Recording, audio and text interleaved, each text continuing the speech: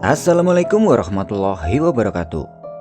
Jumpa lagi di Good Night YouTube channel. Apa kabar nih teman-teman? Semoga kalian yang menonton video ini selalu diberi kesehatan dan dilancarkan rezekinya. Pada kesempatan kali ini, aku akan menceritakan sebuah pendakian mistis dari pendaki Gunung Merapi. Di dalam cerita ini ada 3 sudut pandang dari tokoh yang berbeda, yaitu Mika, Benny, dan Vita.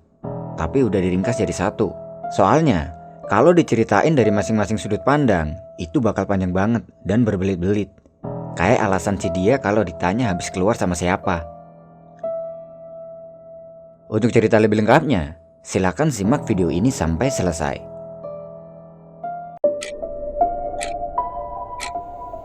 Good night.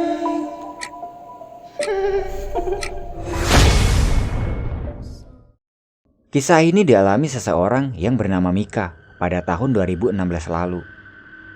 Waktu itu, Mika masih duduk di bangku sekolah.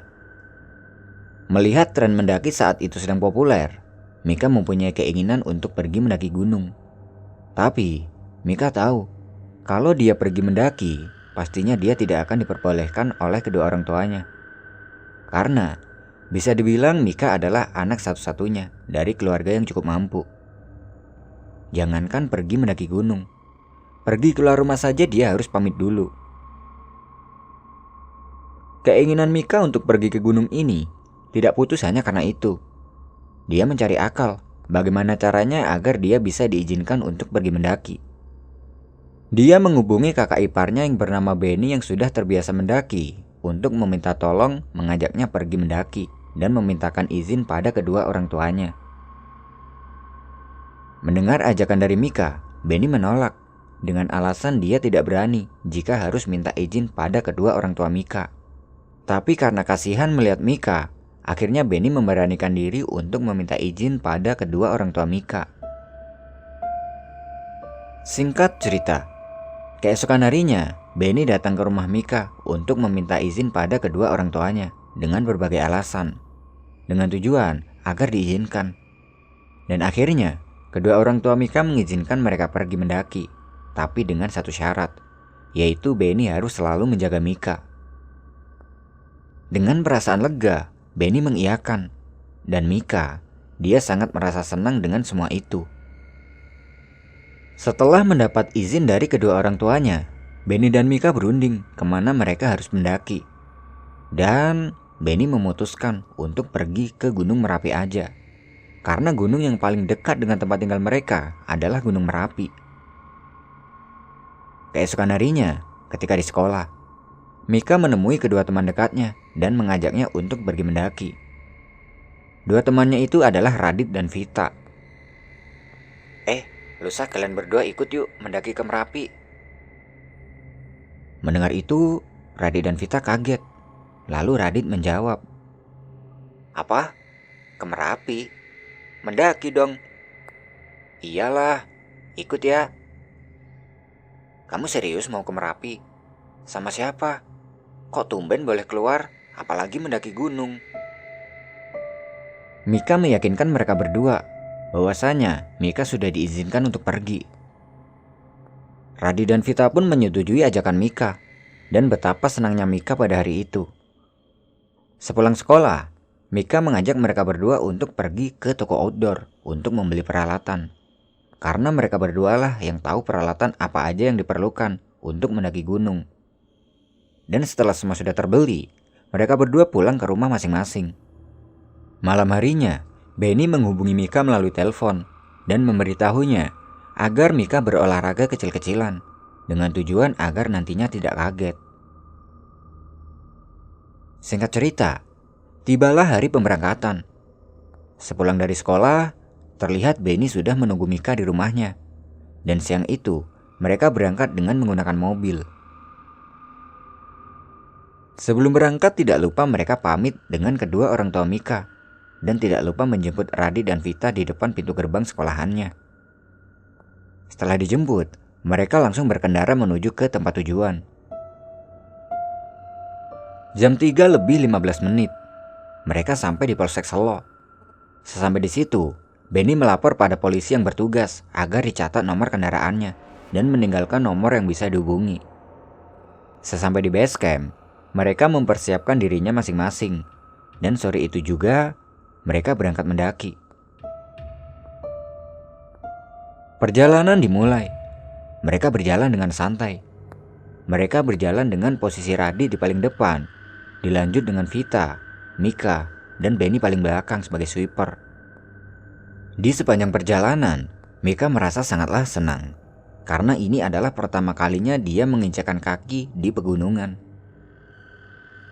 Setelah kurang lebih 1 jam berjalan, sampailah mereka di pos 1. Sesampai di situ mereka istirahat untuk minum dan ngemil makanan ringan. Di pos 1 itu, pemandangannya luar biasa indah. Terlihat gunung merbabu yang menjulang tinggi di sebelahnya. Melihat itu Mika bertanya pada Benny, "Mas, itu gunung apa?" "Gunung Merbabu itu, Dek." "Kenapa nggak ke situ aja?" "Berat, nanti aja Mas ajakin ke sana." Di pos 1 itu, mereka saling bercanda. Melihat hari yang sudah semakin sore, Benny mengajak mereka untuk lanjut berjalan agar tidak kemalaman nantinya. Perjalanan kembali dilanjutkan. Setelah pos 1 ini, jalur didominasi dengan bebatuan terjal. Mereka berjalan dengan hati-hati, karena salah sedikit saja mereka bisa terpeleset. Hari mulai gelap. Karena kondisi jalan yang semakin gelap, mereka menyalakan senternya masing-masing, dan sampailah mereka di pos 2 sekitar jam 7 malam. Sesampai di situ mereka istirahat lagi untuk mengembalikan tenaga yang sempat terkuras karena terjalnya jalur yang mereka lalui tadi. Di pos 2, Benny mengeluarkan alat masaknya untuk membuat minuman hangat. Dan di pos 2 itu, Mika terlihat sudah sangat kelelahan. Melihat itu Benny bilang pada Mika, "Capek, Dek?" "Capek banget," jawab Mika dengan lemas. Lalu Benny menjawab, "Ya beginilah kalau naik gunung. Ya udah, kamu istirahat dulu aja. Nanti kalau udah nggak capek kita lanjut." Benny menggelarkan matrasnya agar bisa digunakan untuk istirahat. Sambil menunggu tenaga kembali pulih, Benny mengobrol dengan Radit sambil menikmati kopi buatan Benny. Mereka bertiga pun ngobrol dan saling bercerita. Nah, ketika mereka sedang asik ngobrol, tiba-tiba salah satu temannya yang bernama Vita, dia merasa seperti ada yang meniup bagian belakang lehernya dengan pelan. Awalnya, Mika mengira itu adalah hembusan angin. Tapi malam itu angin tidak berhembus, karena terlihat beberapa dedaunan di sekitarnya itu terlihat diam. Jadi nggak mungkin kalau tadi adalah hembusan angin. Tidak lama setelah itu, tanpa disengaja, Vita menoleh ke arah Mika yang sedang tidur. Dan dia dikagetkan oleh sebuah bayangan putih yang melintas di sebelah Mika yang sedang tidur. Bayangan putih itu hanya sekilas, tapi terlihat sangat jelas.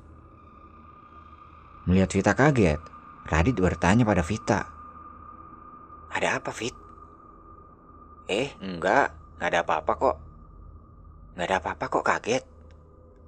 "Ambilin minum dong, aku haus," ucap Vita mengalihkan perhatian mereka.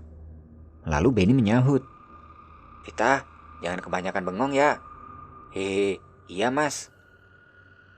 Setelah minum seteguk air, Vita berbisik pada Radit, "Dit, barusan kayak ada bayangan yang lewat di dekat Mika." Mendengar itu Radit tersentak. Lalu dengan berbisik, Radit menjawab, "Hus, jangan ngomong aneh-aneh." Melihat mereka yang sedang berbisik-bisik, Benny bertanya, "Kalian sedang ngomongin apa?" Lalu Vita menjawab, "Enggak mas, lanjut jalan yuk. Aku ngerasa nggak enak di sini." Mendengar ucapan dari Vita, mereka berdua merinding. Benny berpikir, apa jangan-jangan Vita habis melihat sesuatu yang tidak wajar. Benny pun segera mengemasi peralatan masaknya dan membangunkan Mika yang masih tidur.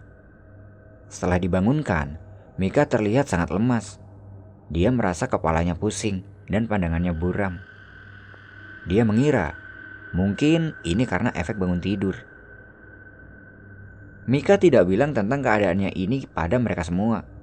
Dia hanya minta ambilin air untuk diminum. Setelah selesai minum, dia merasa agak baikan. Kemudian mereka lanjut berjalan. Perjalanan pun kembali dilanjutkan. Sambil berjalan, Mika berusaha menahan pusing yang dirasakannya tanpa bilang pada teman-temannya. Karena dia tidak ingin menjadi beban. Dan di sisi lain, Mika lah yang mempunyai acara pendakian ini. Di tengah-tengah perjalanan menuju ke Pasar Bubra, tepatnya ketika mereka sampai di area Watu Gajah. Tiba-tiba, dari sela-sela pepohonan, Mika melihat ada sosok orang yang berpakaian hitam dengan wajah yang sangat pucat. Dia sedang menatap Mika. Melihat itu, spontan Mika berteriak menutup mukanya dan menyembunyikan mukanya itu di pundaknya Benny. Melihat Mika yang tiba-tiba seperti itu, mereka semua kaget, terutama Benny. "Kamu kenapa, Dek?" ucap Benny sambil merangkul Mika. Dengan ketakutan Mika menjawab, "Ada yang ngeliatin aku di sana," jawab Mika sambil menunjuk ke arah orang yang tadi dilihatnya. Spontan, mereka semua menoleh ke arah yang ditunjuk Mika. Tapi mereka tidak melihat ada apa-apa dan siapa-siapa di situ. Melihat kejadian ini, mereka semua merinding. Lalu Vita mendekati Mika dan berucap, "Gak ada apa-apa, Mika. Yuk lanjut jalan lagi yuk." Pelan-pelan, Mika membuka telapak tangan yang tadi menutupi mukanya sambil menganggukkan kepalanya. Setelah itu Benny berkata, "Gak ada siapa-siapa, Dek. Ayolah lanjut jalan lagi. Deketan aja sama Mas." Mereka pun lanjut berjalan. Dan Mika, dia tidak berani lagi melihat ke arah orang yang tadi dilihatnya. Lanjut berjalan. Karena merasa ketakutan, di sepanjang perjalanan Mika menggandeng tangannya Benny. Karena dia merasa di sekelilingnya itu ada banyak pasang mata yang sedang memperhatikannya. Singkat cerita, sampailah mereka di Pasar Bubrah. Di situ, di dalam pandangan Mika penuh dengan kabut. Dan di Pasar Bubrah itu, samar-samar dia melihat ada beberapa bangunan kayu yang tak berpenghuni dan beberapa tenda pendaki yang berdiri berhadapan dengan bangunan kayu tersebut. Bangunan itu terlihat mirip banget dengan bangunan-bangunan rumah adat Jawa kuno. Mika mengabaikan semua itu karena dia mengira mungkin itu memang bangunan milik warga lereng Gunung Merapi yang sengaja didirikan di sini. Sesampainya di Pasar Bubrah itu, Benny membongkar tasnya dan akan mendirikan tendanya untuk ngecamp. Nah, ketika Benny akan mendirikan tendanya di sebidang tanah, Mika melarangnya. Karena dalam pandangan Mika, tempat yang akan dipakai untuk Benny mendirikan tenda itu adalah sebuah sumur tua. "Mas, jangan bikin tenda di sini. Di sana aja." "Memang kenapa, Dek? Di sini kan tempatnya nyaman." "Ini sumur, Mas. Nanti kita jatuh ke dalamnya." Mendengar perkataan Mika itu, Benny berpikir, "Sumur? Apa jangan-jangan sumur gaib?" "Udah Mas, turutin aja kata-kata Mika," sahut Vika yang sepertinya tahu dengan apa yang sudah terjadi pada Mika. Lalu Vita bilang pada Mika, "Ya udah Mika, kamu pengen ngecamp di mana terserah kamu, kita nurut." Mika berjalan dan menunjukkan sebuah tempat yang dirasa di situ aman untuk dibuat ngecamp, dan mereka pun mengikutinya. Benny yang tidak tahu apa-apa dengan apa yang terjadi pada Mika, dia pun hanya menurut. Dia berbisik dan bertanya pada Vita, "Vita, Mika kenapa?" "Gak tahu Mas, tapi aku ngerasain ada yang aneh aja." "Ngerasain apa?" "Nanti aja aku jelasin Mas." Mereka pun mendirikan tenda di tempat yang dipilih Mika. Setelah tenda sudah berdiri, Benny mempersilahkan Mika agar beristirahat di dalam. Sementara mereka bertiga sedang sibuk memasak di depan tenda. Sambil memasak, Benny bertanya lagi pada Vita. Vita, memangnya Mika kenapa? Aku nggak tahu persis ya mas.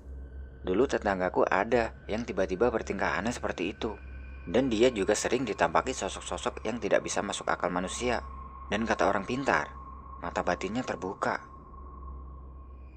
Memangnya kalau mata batinnya terbuka kenapa? Dia bisa melihat hal gaib yang tidak bisa dilihat dengan kasat mata. Apa jangan-jangan Mika seperti itu? Bisa jadi, soalnya aku tadi di pos 2 sempat ngelihat ada bayangan yang lewat di samping Mika pas Mika tidur. Tapi mudah-mudahan enggak deh mas, aku juga kurang tahu soalnya. Mendengar penjelasan dari Vita, Benny ikut merasa takut. Begitupun dengan Radit yang dari tadi mendengarkan percakapan mereka berdua. Benny takut kalau terjadi apa-apa pada Mika. Di dalam tenda, Mika mendengar ada orang yang sedang memanggil-manggil namanya dari belakang tenda. Mika? Mika? Suara itu mirip banget dengan suara Benny. Jadi, Mika mengiranya itu adalah suara Benny yang sengaja memanggil-manggil Mika. Mika pun menjawab suara itu. Dan setelah Mika menjawab, suara itu berkata lagi pada Mika. Dek, jangan biarkan pikiranmu kosong ya. Bahaya. Iya mas, aku gak apa-apa kok. Di sisi lain, dari luar tenda, mereka yang tadi sibuk memasak itu mendengar Mika sedang berbicara sendiri. Mereka pun datang ke dalam tenda untuk melihat Mika sedang berbicara dengan siapa. Setelah dilihat, ternyata Mika sedang berbicara seorang diri sambil menghadap ke belakang tenda. Benny pun langsung masuk menghampiri Mika dan bertanya, Dek, kamu ngomong sama siapa? Loh, bukannya Mas Benny tadi yang manggil-manggil aku? Kamu jangan ngarang, Dek. Mas Benny loh dari tadi di depan sama Radit dan Vita. Tapi barusan ada suara Mas Benny di belakang tenda. Jawab Mika dengan rasa kebingungan. Ternyata, yang berbicara dengan Mika itu adalah bangsa jin yang menyerupai suara Benny. Merasakan kalau ini semua aneh, Benny langsung memeluk Mika sambil berucap, Mbah, tolong. Ini cucumu hanya ingin main ke sini. Tidak ada niat jelek lainnya. Jadi tolong berikan izin kepada kami. Di sisi lain, dari luar tenda, Radit dan Vita merinding mendengar kata-kata yang diucapkan Benny itu. Dan mereka juga menjadi takut melihat kejadian ini. Malam semakin larut. Terlihat Mika sudah terlelap tidur. Dan Benny, dia mempersilahkan Radit dan Vita agar beristirahat di dalam. Sementara Benny, dia berencana tidak tidur untuk menjaga Mika, takutnya terjadi apa-apa. Vita pun masuk ke dalam tenda untuk istirahat, tapi tidak dengan Radit. Dia ingin menemani Benny untuk jagain Mika. Mereka sengaja tidak bilang pada beberapa pendaki lain yang ada di situ, karena mereka tidak ingin merepotkannya. Di sisi lain, tempat camp mereka itu letaknya lumayan jauh dari tenda pendaki lain. Malam itu mereka tidak tidur, hingga menghabiskan beberapa cangkir kopi dan beberapa batang rokok, sambil berbincang-bincang di tengah dinginnya pasar bubrah Gunung Merapi. Dan ketika mereka sedang asyik menikmati dinginnya malam, tiba-tiba terdengar ada suara berisik yang bersumber dari dalam tenda. Mendengar itu, mereka berdua segera melihat ke dalam tenda, karena takutnya terjadi apa-apa kepada Mika. Setelah dilihat, syukurlah, ternyata Mika masih dalam keadaan tidurnya. Mereka pun kembali melanjutkan ngopinya di depan tenda. Dan tanpa mereka tahu, ternyata malam itu ada bangsa jin yang sengaja mengajak sukmanya Mika keluar dari raganya. Ketika sedang tidur lelap, tiba-tiba Mika merasa seperti ada yang membangunkannya. Tapi semua itu terasa aneh. Entah ini hanya mimpi atau apa, tapi terasa sangat nyata. Setelah membuka matanya, Mika melihat ada sosok wanita yang duduk di sampingnya dan mengulurkan tangannya kepada Mika. seolah dia ingin mengajak Mika. Mika meraih tangan sosok wanita itu, dan sosok wanita itu menarik tubuh Mika hingga dia duduk dari tidurnya. Setelah duduk, sosok itu tiba-tiba menghilang begitu saja. Mika pun segera keluar dari tenda untuk mencari sosok itu. Sesampai di luar tenda, dia melihat Benny dan Radit sedang duduk sambil minum kopi dan sebuah pemandangan yang benar-benar membuat Mika tercengang. Di luar tenda itu, Mika melihat ada banyak orang yang sedang mondar-mandir tanpa tujuan dan beberapa bangunan yang sama seperti yang tadi dilihatnya. Tidak lama kemudian, ketika Mika berada di luar tenda, semua orang yang tadinya mondar-mandir itu tiba-tiba matanya menatap tajam ke arah Mika yang sedang berdiri. Karena takut, Mika mendekati Benny dan Radit yang sedang duduk di depan tenda. Tapi anehnya, mereka berdua tidak merespon keberadaan Mika. Beberapa kali Mika memanggil Benny, tapi tetap saja dia tidak merespon. Seakan-akan Benny ini tidak menyadari keberadaan Mika di situ.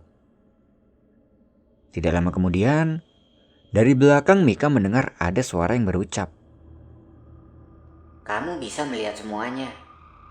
Ikutlah denganku, dan kamu akan baik-baik saja." Mendengar suara itu, spontan Mika langsung menoleh ke belakang.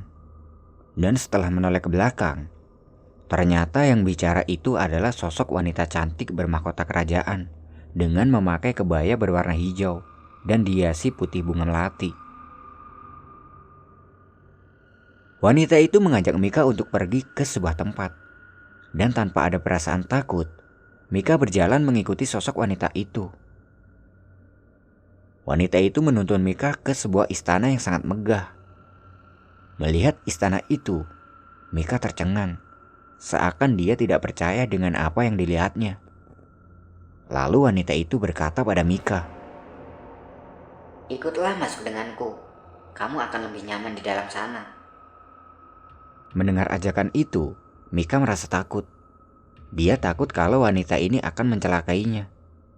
Tapi, di tengah ketakutannya itu, tiba-tiba ada dua orang tua yang menghampirinya dan berkata, "Jangan takut, masuklah." Mika pun masuk bersama wanita berkebaya hijau itu. Sesampai di dalam istana, dia terheran karena di dalam istana itu suasananya sangat sejuk dan damai. Beberapa kali dia disambut orang-orang penghuni istana tersebut. Mika bingung dengan keadaan ini. Dia berpikir, aku ini sedang berada di mana? Melihat keadaan istana yang seperti itu, perlahan rasa takut Mika hilang.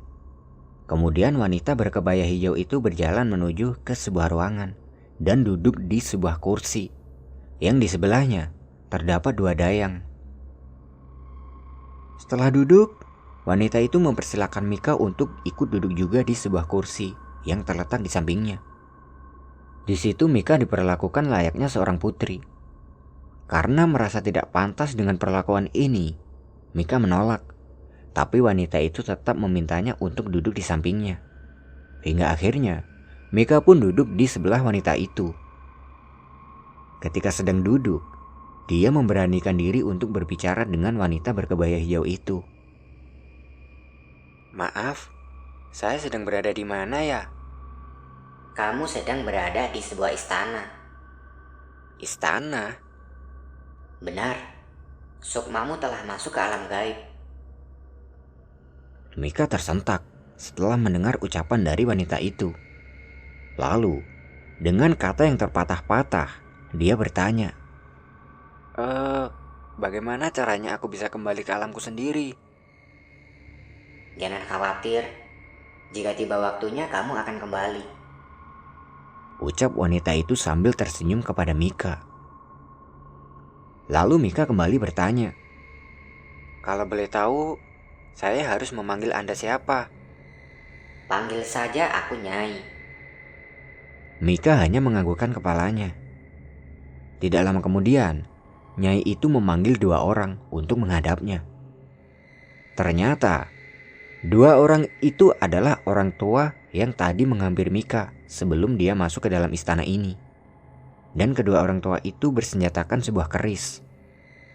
Setelah menghadap, Nyai berkata pada Mika, Kamu pasti akan bosan jika di sini terus. Ikutlah dengan mereka. "Ikut kemana, Nyai?" Mereka akan membawamu keliling istana ini. Mika pun menganggukkan kepalanya dan berdiri dari duduknya untuk ikut dengan dua orang tua itu. Mereka pun berjalan keliling istana yang sangat megah ini. Dan setelah puas berkeliling istana, kedua orang itu mengajak Mika untuk keluar dari istana. Sesampai di luar, ternyata suasananya ramai banget, seperti di desa. Tidak lama kemudian, ada sebuah kereta kuda yang biasa disebut dokar. Kereta kuda itu menghampiri mereka dan berhenti tepat di depan Mika. Kedua orang itu mempersilahkan Mika untuk masuk ke dalam kereta kuda tersebut. Lalu Mika bertanya, "Kita mau kemana, kek?" Sambil menunggu waktu kamu kembali, kita akan berkeliling desa ini. Mika pun masuk ke dalam kereta itu, kemudian disusul dengan dua orang tersebut. Setelah masuk, kereta itu membawa Mika berkeliling desa. Berjalan mengelilingi desa. Di perjalanan, Mika bertanya pada dua orang tua tersebut tentang siapa wanita yang berada di istana tadi. Salah satu dari orang tua itu memberitahu Mika bahwa beliau adalah Nyai Gadung Melati. Mika tidak tahu dengan nama itu. Di tengah-tengah perjalanan itu, dia melihat-lihat sekelilingnya yang terdapat beberapa bangunan rumah adat Jawa kuno. Setelah sekian lama berkeliling desa, mereka masuk ke sebuah pasar yang sangat ramai dengan meja yang tertata di setiap penjual yang ada di pasar itu. Dan di pasar itu, dari kejauhan, dia melihat Benny dan Radit sedang duduk berdua dan saling mengobrol. Melihat itu spontan Mika meminta berhenti dan berlari mendekati Benny dan Radit. Setelah didekati, Mika bilang pada mereka, "Mas Benny." Tapi Benny tidak meresponnya, seakan dia tidak menyadari keberadaan Mika. Karena tidak ada respon dari Benny, Mika pun memanggil Radit. "Radit, Radit, ini aku Mika." Dan Radit pun tidak meresponnya juga. Mika tidak tahu apa yang sedang terjadi dan kenapa mereka tidak merespon keberadaan Mika. Lalu, dari belakang dua orang tua itu mendatangi Mika dan memegang pundaknya Mika sambil berucap, Kalian beda dimensi, jadi mereka tidak akan menyadari keberadaanmu di sini. "Tapi kek, aku ingin kembali bersama mereka." Tenang saja, kamu pasti akan kembali, tapi tidak sekarang. "Aku mau sekarang, kek." Belum bisa. Kalau kamu kembali sekarang, jiwamu yang akan terancam. Mika bingung dengan keadaan ini. Dan akhirnya, Mika menurut dengan apa yang diucapkan kakek itu. Mereka kembali masuk ke dalam kereta kuda dan kembali ke istana. Sesampainya di istana, dia disambut oleh dua dayang dan diantarkan masuk bertemu dengan Nyai. Setelah bertemu dengan Nyai, Mika dihidangkan makanan yang berupa buah-buahan segar. Ada apel, pisang, jeruk, anggur, dan lain-lain. Melihat itu Mika tidak berani memakannya. Lalu Nyai bilang, Mika, jangan takut. Makanlah. Setelah ini kamu akan saya antar kembali ke ragamu. Akhirnya Mika pun memakan buah-buahan itu. Setelah selesai memakannya, Nyai berucap, Sekarang ikutlah denganku. "Kemana, Nyai?" Aku akan mengantarkanmu kembali ke ragamu. Mika pun berjalan mengikuti Nyai.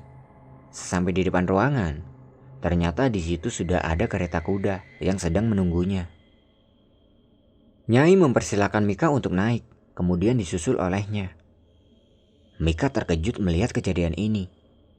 Dengan gagah, Nyai mengendarai kereta kuda itu seorang diri.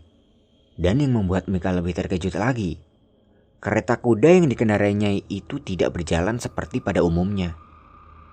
Nyai mengendarai kereta itu sambil melayang di atas, alias terbang. Tidak lama mereka terbang menaiki kereta kuda itu. Sampailah mereka di tempat Benny dan Radit yang masih asyik ngobrol sambil minum kopi. Sesampai di situ mereka turun. Setelah turun, Nyai memeluk Mika dengan penuh kasih sayang sambil berucap, Mika, kamu adalah manusia yang baik. Kamu harus kembali sekarang. Momen itu membuat Mika menangis terharu. Lalu Mika menjawab, Nyai juga baik, dan aku tidak akan pernah melupakan kebaikan Nyai ini. Perlahan, Nyai melepaskan Mika dari pelukannya sambil dia tersenyum. Setelah itu Nyai mengulurkan tangannya kepada Mika, dan Mika pun meraih tangannya Nyai. Setelah diraih, Nyai mendorong Mika dengan keras hingga Mika terpental. Setelah terpental, Mika sudah tidak melihat keberadaan Nyai lagi. Dan seketika itu juga, Mika terbangun dari tidurnya dalam keadaan kaget sambil memanggil-manggil nama Nyai. Ketika bangun itu, waktu sudah menunjukkan jam 5 pagi. Di sisi lain, Benny dan Radit yang tadinya di luar tenda langsung masuk ke dalam karena mendengar Mika berteriak-teriak sendiri. Sesampai di dalam tenda, dengan cepat Benny berusaha menenangkan Mika yang terus-terusan memanggil nama Nyai. Dek, tenang dek. Kamu kenapa? Dan Mika masih terus-menerus memanggil nama Nyai, hingga membuat Vita yang tidur di sampingnya kaget hingga terbangun dari tidurnya. Tanpa disuruh, Radit langsung mengambilkan air putih dan diberikannya kepada Mika dengan tujuan agar Mika lebih tenang. Setelah minum seteguk air, Mika sudah agak tenang dan tidak memanggil-manggil nama Nyai lagi, tapi masih dengan keadaan yang gemeteran. Vita yang baru saja bangun, dia langsung mendekati Radit dan bertanya, Ada apa, Dit? Kenapa dengan Mika? Aku nggak tahu. Tiba-tiba saja Mika berteriak-teriak sendiri. Benny menangis melihat keadaan Mika yang seperti itu. Dia menyesal karena sudah menuruti permintaan Mika untuk mendaki gunung. Benny terus-menerus memegang erat tangannya Mika sambil dia berucap, Dek, nyebut dek. Kamu habis mimpi apa? Mika, dia bingung dengan apa yang dialaminya barusan. Apakah tadi itu mimpi? Tapi itu rasanya sangat nyata. Perlahan Mika melepaskan pegangan tangannya Benny dan berucap, Aku nggak apa-apa, Mas. Mas Benny jangan khawatir. Di sisi lain, Vita sudah mengira kalau yang dialami Mika itu adalah nyata dan bukanlah mimpi. Tapi dia tidak bilang kepada yang lain. Lalu, Benny keluar tenda untuk membuatkan Mika minuman hangat dan meminta Vita agar menjaga Mika di dalam tenda. Ketika sedang menjaga Mika, pelan-pelan Vita bertanya pada Mika, Mika, kamu habis melihat apa? Nyai. Nyai siapa? Gak tahu. Dia orangnya baik banget. Dia berkebaya hijau dan mengendarai kereta kuda. Mendengar itu, Vita kaget. Dia ingat cerita tentang Gunung Merapi yang pernah didongengkan oleh neneknya ketika Vita masih duduk di bangku SD. Lalu Vita kembali bertanya, Kamu sebelumnya udah tahu dengan dia? Belum. Aku baru melihatnya sekarang. jawab Mika dengan polos. Tidak lama kemudian, Benny memberikan minuman hangat yang tadi dibuatnya untuk Mika. Dan setelah itu, Benny bilang pada mereka semua, Habis ini kita turun ya. Gak usah dilanjut ke puncak. Kasihan Mika. Lalu Mika menyahutnya, Enggak, Mas. Aku mau ke puncak. Tapi Mika, keadaan kamu seperti ini. Aku udah sehat kok, Mas. Mas Benny tenang aja. Yakin? Yakin banget. ucap Mika sambil menunjukkan kalau dirinya tidak seperti yang dikhawatirkan Benny. Karena melihat Mika yang sepertinya sudah lebih baik dari sebelumnya, akhirnya Benny pun menuruti permintaan Mika untuk summit ke puncak. Dia mengajak mereka semua untuk masak di depan tenda. Ketika berada di depan tenda, Mika terkejut melihat keadaan sekitar. Yang sebelumnya dia melihat tempat ini adalah pasar dan beberapa bangunan rumah adat Jawa kuno. Sekarang menjadi gersang dan hanya terdapat beberapa batu besar yang menancap di tanah. Dan dalam pandangan Mika, sebelumnya batu-batu itu adalah lapak dari pedagang yang ada di area sini. Mika semakin yakin kalau apa yang dirasakan semalam itu bukanlah mimpi. Mika mengabaikan semua itu. Kemudian dia lanjut masak bersama Benny, Radit, dan Vita. Waktu sudah menunjukkan jam 6 pagi. Setelah selesai sarapan, mereka bersiap-siap untuk summit ke puncak. Di perjalanannya menuju ke puncak itu, Mika terus kepikiran tentang sosok Nyai yang bersamanya semalam.